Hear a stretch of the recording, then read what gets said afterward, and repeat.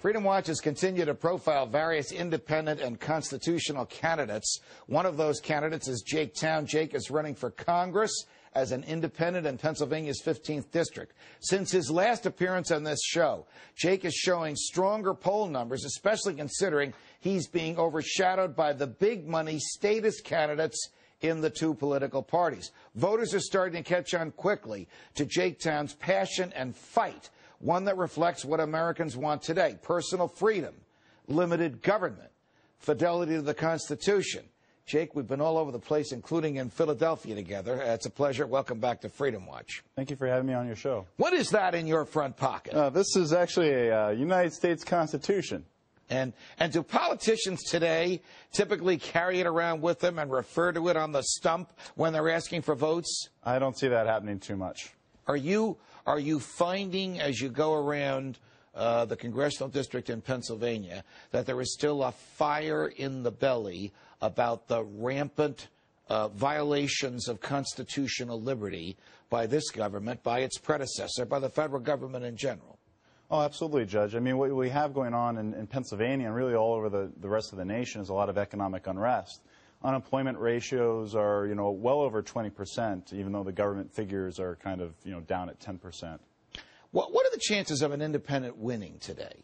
Well, they're a lot greater than they were, 20 years ago or even 2 years ago, because people are out there looking for answers. When you have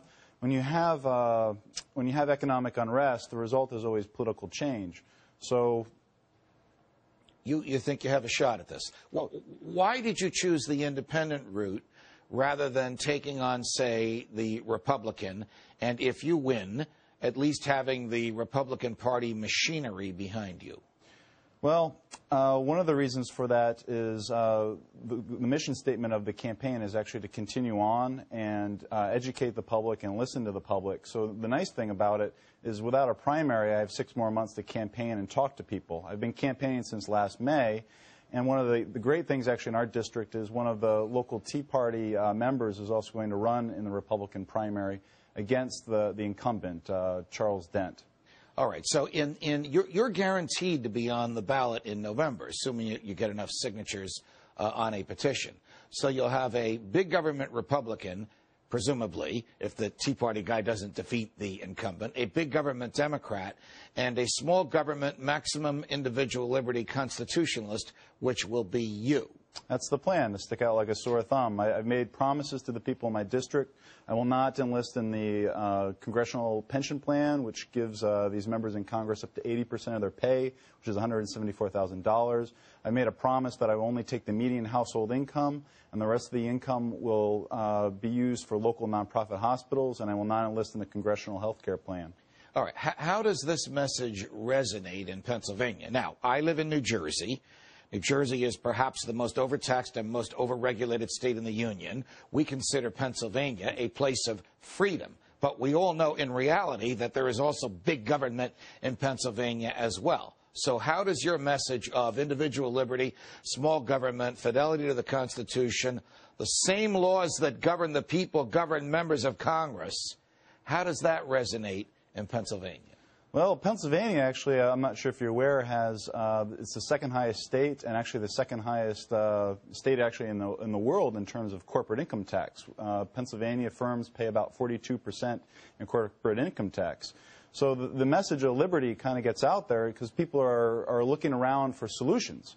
I have the solutions in how to, actually create jobs, which is basically just to get the government out of messing around with the economy through its interventions. Wouldn't it be nice if the government just stopped collecting income taxes from us for a year?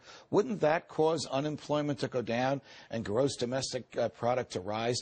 Would anybody have the courage to suggest that on the political campaign this fall? Well, it's actually part of my platform. It's a plank to eliminate the income tax. And what I tell people is not only is it immoral, but it's also unnecessary. Like when we take a close look at, and the immoral case is, of course, like no one should own the right to your own labor. It's a society that we grow up in, but people shouldn't take it for granted. The government can charge you a user fee for a service it provides you, but it can't take money from you because of your existence. Absolutely. And the second point is, which is the more important one, is that the income tax is completely unnecessary. If you add up what it takes to run Congress, the entire Senate and the House, the White House, the Supreme Court, the FBI, and the federal court system, that comes out to only $67 billion, and we take in more in terms of excise taxes, $68 billion to cover that. The income tax only brings in $1.2 trillion. When you start adding up all these government plans, $0.8 billion for the bailouts, $1.1 trillion for the stimulus plan, $0.9 trillion for the health care plan. It's very easy to actually get rid of that tax and replace it with nothing. People, I think, are amazed when they find out that we have the power within ourselves to rid ourselves of the income tax, that the same constitutional amendment that authorized the feds to take our income can be done away with if enough state legislatures line up behind it, and then we won't have it. People are also amazed to realize that, as you just said, Ron Paul said this a few weeks ago, and we ran the numbers here at Fox. If you add up all the stimulus programs, starting with George W. Bush's first stimulus in July of '08 and going to President Obama's stimulus in February of '09, including TARP in there, that is more money than the government took from us by way of income tax in 2008. Unemployment is worse. So which would have been better, to let the government borrow and spend, or to let us keep our own income?